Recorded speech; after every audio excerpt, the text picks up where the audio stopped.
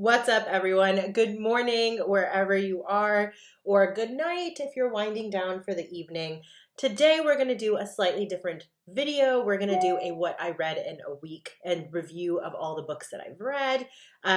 It's not going to be too long because I have about 5 books to go through for this week.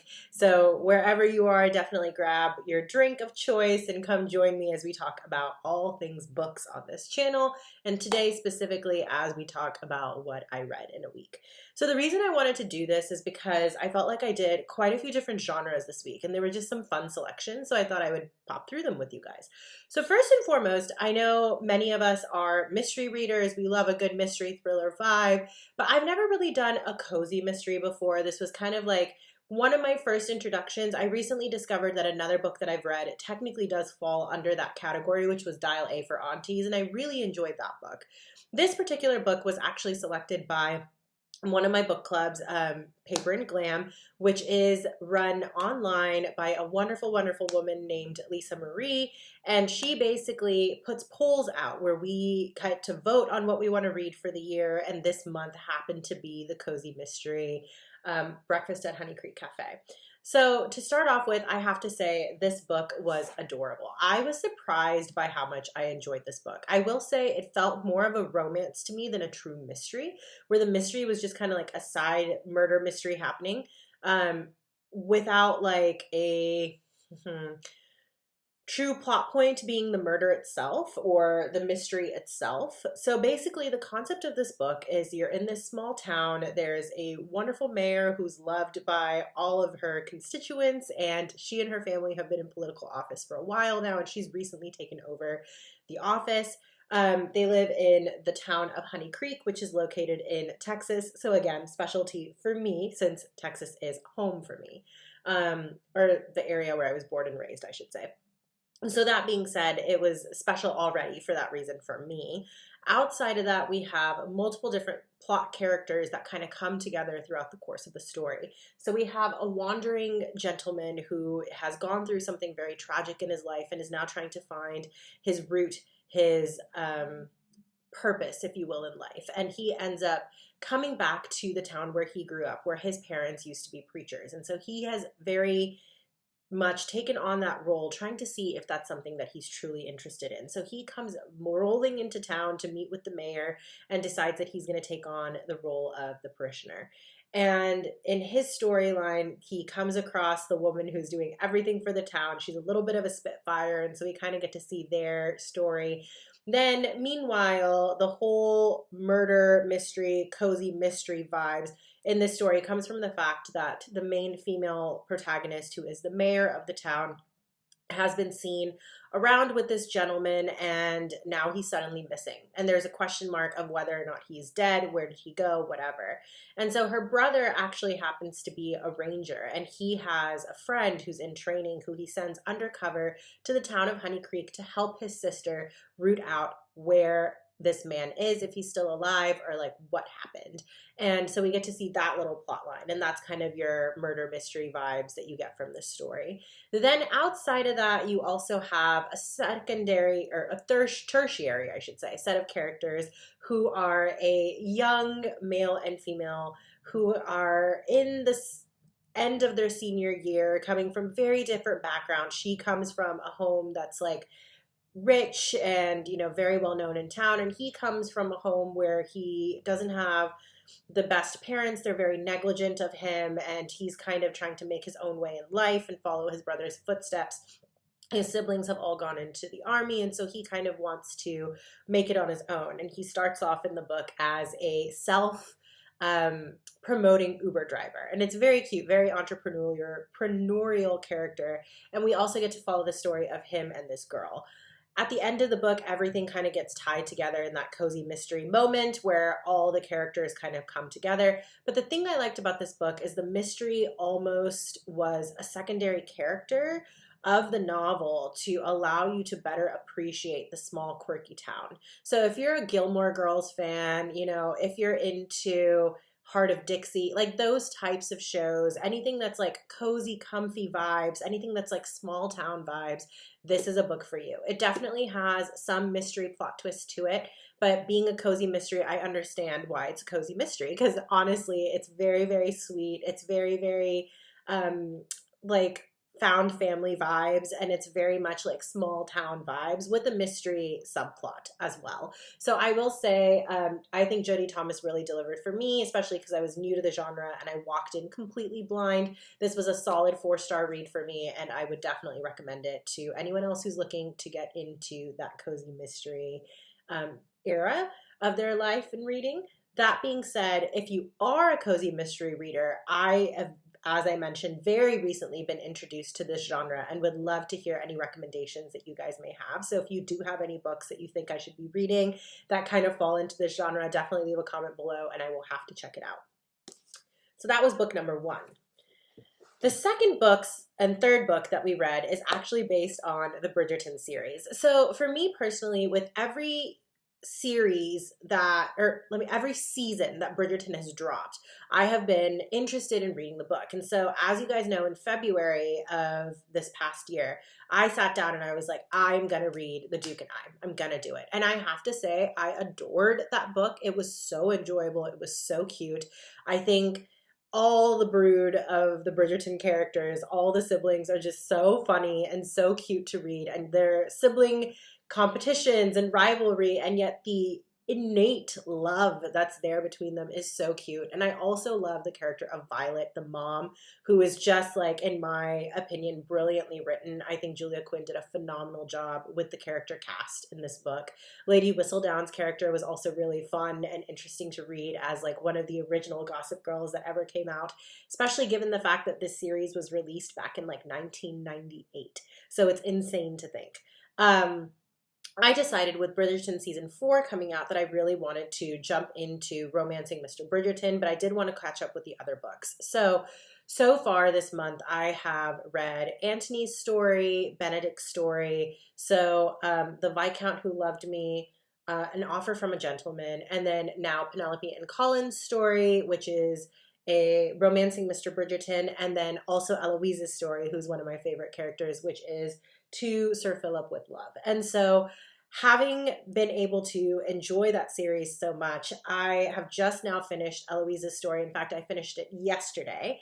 So the other 2 books that I wanted to mention are the Bridgerton books. So this is Romancing Mr. Bridgerton, and this is To Sir Philip with Love.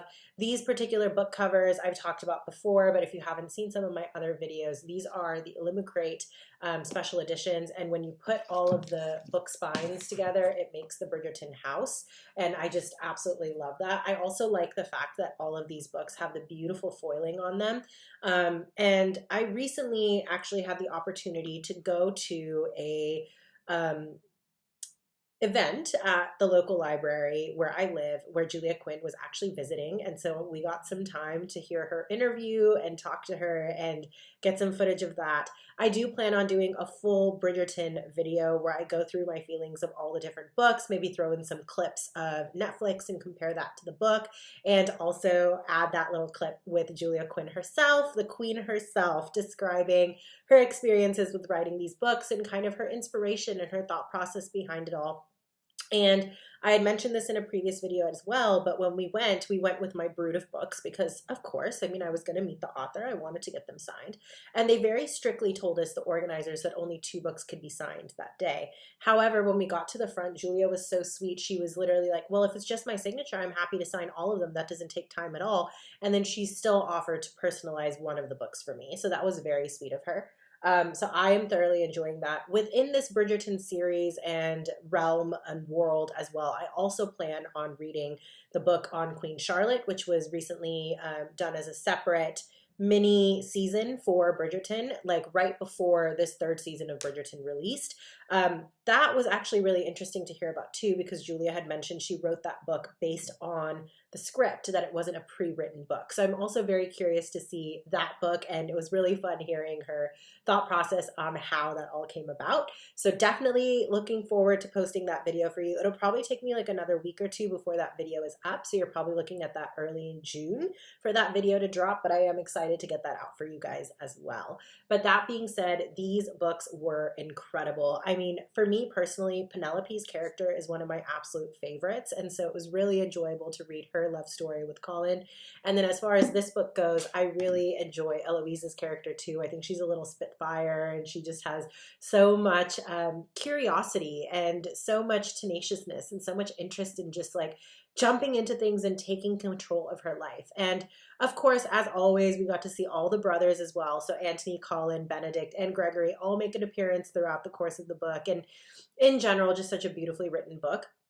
The other thing I have to say about Eloise's story in particular is there are children in this book. And a lot of times I feel like children are almost placeholders in a book where they're there for the subplot, but they don't really play a role. It's more like they're there to help the main characters meet and have a relationship, if that makes any sense, especially in romances. But I have to say, I really enjoyed the children in this book and the pranks they played and their personalities. And so I really appreciated the way she wrote the children in this book too. As far as Romancing Mr. Bridgerton goes, obviously there are some great drops that come in this book. I'm not going to say what they are because I don't want to spoil it. And it's definitely worth watching the series, obviously with the second half of the season dropping in June, as well as reading the book because the book's phenomenal. I think, again, just looking at the relationships between all the female character leads, the siblings, the dynamic there, as well as portraying emotions that can come up in a marriage, like question marks of, you know, sense of purpose and what you do to identify yourself outside of a relationship. Those questions are explored in this book. And so overall, I think she just did a really, really good job of building the characters of Colin and Penelope and really getting into their heads as individual characters and how they think and how they feel and why they do the things they do. And I think it was really, really enjoyable to read these two books because I have to say, for me personally, Eloise and Penelope are my favorite characters in the Bridgerton shows. So it was really fun to read their books. But I still have to maintain that The Duke and I is my favorite so far in the series just because it started it all. And I think Daphne and Simon's story is chef's kiss. But I did absolutely adore both of these books. I will say Eloise's book gave me very much like Julie Andrews' Sound of Music vibes. I don't know why. That's the vibes I got from this one. And then this one was very unique in and of itself, but I did really enjoy this book as well. So for anyone looking to read the Bridgerton books, I strongly recommend and will come back to you guys with a full series update when the time comes. Next up, we have the Emily Henry new release, Funny Story. Now, I went into this book with mixed feelings. I had seen people's reviews on it. Some people were like, it was really well written, but I couldn't really get into the romance, couldn't really get into the characters. Other people absolutely loved this book. They were like solid 5 stars. And then some people were like, like a 2-star even.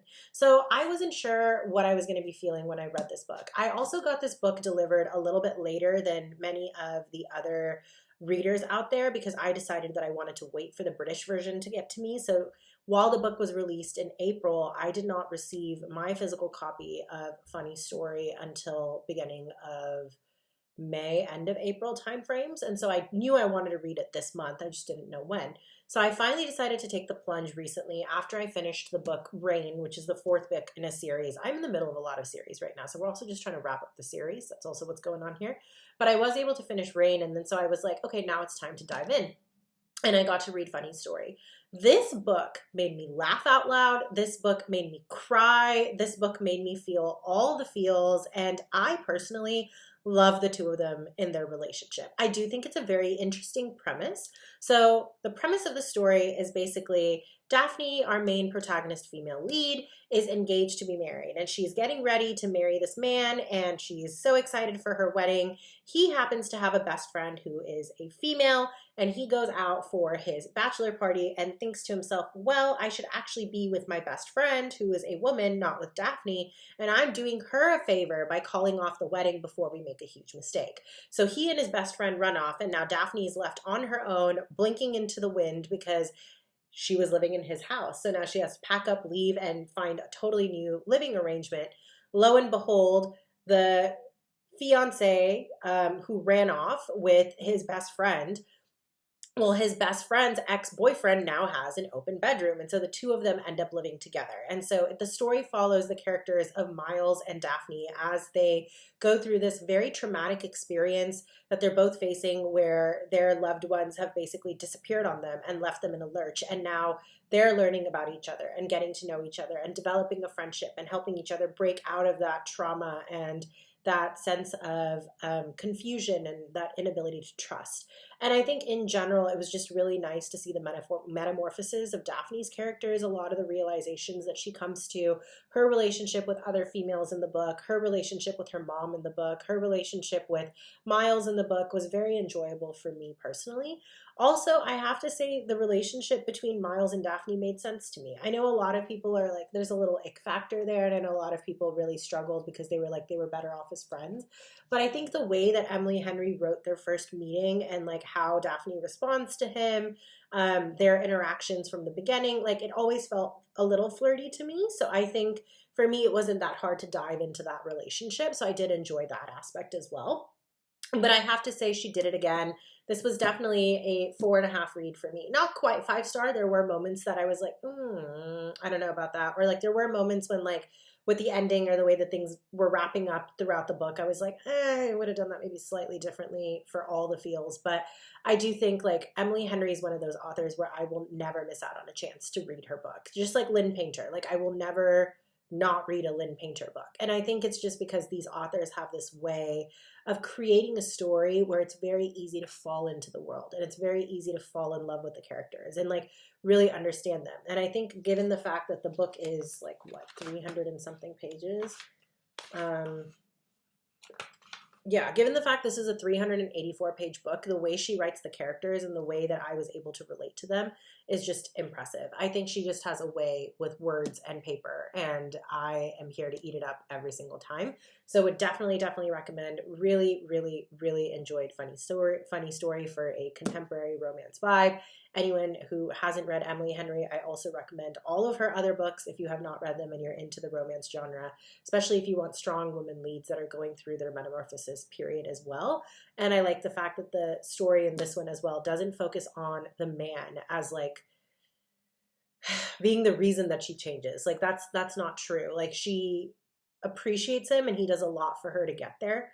But it's also very much like Daphne's metamorphosis and her story. And I really enjoy that aspect. So if you are into romances, definitely recommend picking this one up.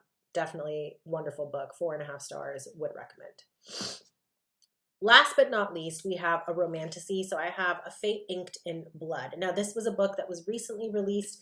I want to say this came out in March. Yeah, so that's what it says on the back of the book. This was a book of the month pick that I decided to read, and it also happens to be the book club book that we're going to be discussing this upcoming week on Wednesday. This book, I think, was very, very entertaining, very fast-paced.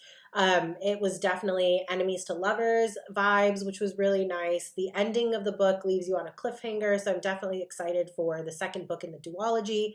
As of right now, it sounds like it's going to read as a duology based on everything I've seen online and everything that Danielle Jensen has said about this book. But to be fair, I don't know for sure if that will change. But as of right now, I'm very excited for the duology second book to come out. It's based in Norse mythology, which I think is a little bit more unique. I feel like there's a lot of romantasies out there, and a lot of them are based in Greek mythology or Roman mythology. I personally haven't come across too many Norse mythology adult romantasies, and so that was a really unique twist. It was really nice to see the gods being discussed, like Lean and Thor and Tool and Thor, and of course like also talking about Loki, and just it was a fun cast of characters. I'm also a big Marvel fan, so for me, like I just love the fact that they introduced Thor's character and Odin's character in this book. The gods don't play a huge role in this book, but it was really enjoyable to hear the references to them, talking about their powers, the things that they grant. But the concept of this book basically comes from the fact that you have human beings who believe that they have fated destinies, meaning that their life has already been mapped out. It is what it is. It's going to happen. They do have a sense of free will, but whatever events are going to occur, they're going to occur. There's nothing they can do about it. Then there was a prediction that was made long ago about a child being born with a drop of a goddess's blood, which allows her to be a shield, a protective shield to those she loves. And the statement goes that whoever possesses the shield maiden will then retain victory and be able to unite a kingdom that is currently divided.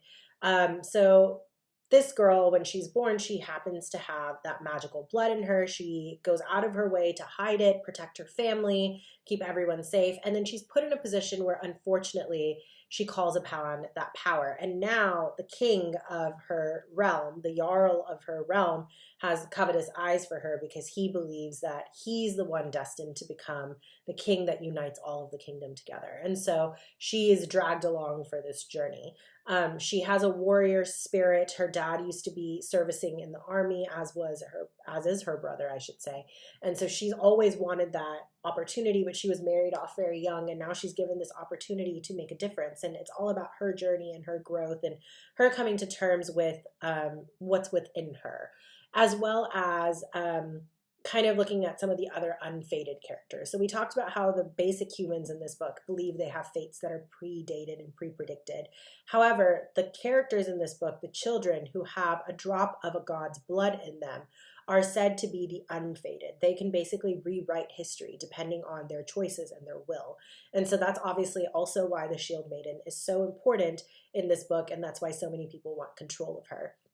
So now she's going through this journey and through this adventure where she's constantly being put at risk and constantly being treated like a thing, but she's also coming into possession of her sense of self. In the midst of all of this, the king, who has obviously said that, you know, I'm covetous of her and I'm going to take her for myself so that I am successful in ruling the kingdom, basically says that his son is now her protector and has to take care of her. And he is a renowned warrior. And so it's really fun to see their enemies to lovers storyline and transition as well. Overall, I think Daniel Jensen did a beautiful job with this book. I did give it a solid 4 stars. Again, not quite a 5 stars for me. I will warn everyone, with this book, funny story, and with both of the Bridgerton books, there are some spice scenes in the books, and the spice scenes are very graphic. I think Bridgerton is probably the mildest. I would give it like a 3 chili spice rating. I think in general that those books, like, they do have, it's not closed door, it's definitely open door, but it's not as in detail as to what's going on. Funny Story does have a few scenes where it is a little bit more spicy. Again, I would say 3.5 chilies there. This one I would call a 4 chili. Like, she daydreams a lot, and the scene is very, very explicit. So it is something that can be skipped. It's not something that you have to read to tie into the story, but I did want to let people know that there is spice in this book. It is an adult book. It is a romantasy written for adults within Norse mythology, and I do think it was a very entertaining read, very fun read. So overall, I wanted to share these books to you guys and just do a wrap up of what I read in a week, because I felt like I was really lucky to have read some pretty decent books this week, and I really enjoyed the fact that they're all from slightly different genres. So we have obviously the romantasy, we have the cozy murder mystery, we have the contemporary romance, and then we have the regional romances as well that I had to read. So I hope there was something for everyone in this video. I hope you guys enjoyed it. Thank you so much for joining me today, and for just hanging out with me. If you're interested in anything related to books, primarily fiction, I read nonfiction and memoirs here and there, but mostly fiction books, and you like a bookish community and you just want to talk books, then definitely consider hitting that subscribe button and hitting that notification bell to be a part of our wonderful community and family here. As of right now, I'm posting videos every Wednesday and Sunday, so if that is something you're interested in, please do join us again. For those who are coming back, thank you so much for being here today, and I hope you guys had as much fun as I did talking about these wonderful books, and definitely look forward to your recommendations as well.